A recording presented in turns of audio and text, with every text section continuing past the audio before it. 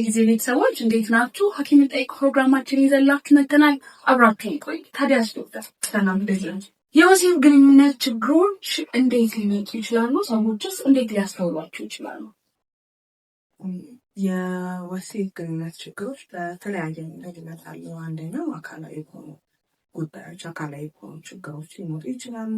ከዛም ግን ባልተናነሰና በጨመረ ሁኔታ ደግሞ ስነልቦናዊ ጫናዎች እንደ ድባቴ፣ ጭንቀት አይነት ነገሮች የወሲብ ችግሮችን ያመጣሉ።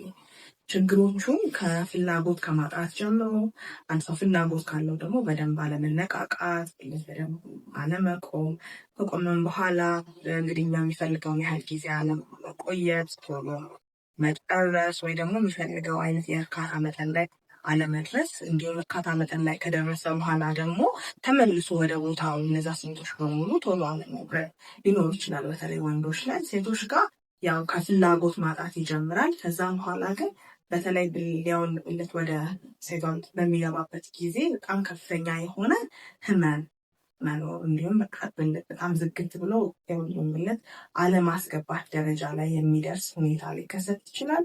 ከዛም በርካታ አለመኖር ያጋጥማል። ስለዚህ በአካላዊ ስነልቦናዊ ምክንያቶች አሉት።